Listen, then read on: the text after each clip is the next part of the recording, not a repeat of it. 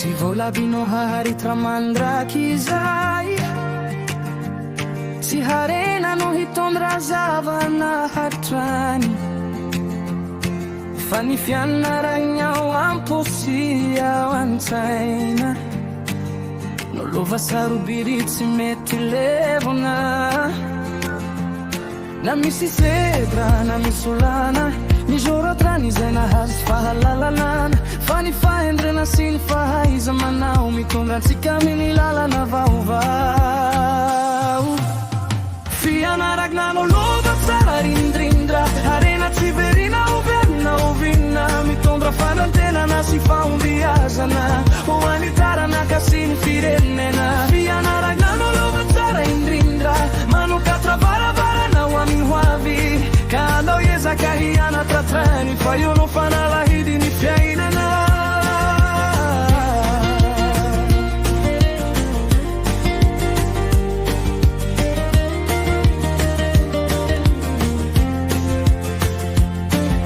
Ny ray aman-dreny miasandro amanalina, mba hampianatra ny zanany ho tafita, ny boky sekoleny no lalana mankany, amin'ny novy sy tanjona irina ho tratrarina.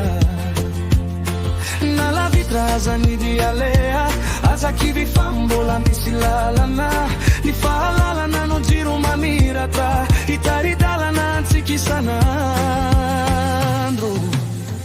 Fianaragna nolova tsara indrindra, harena tsy verina oviana ovina, mitondra fanantenana sy fahombiazana ho an'ny taranaka sy ny firenena. Fianaragna nolova tsara indrindra, manokatra varavarana ho avy, ka andao ezaka hianatatrany fa io no fanalahidy ny fiainana.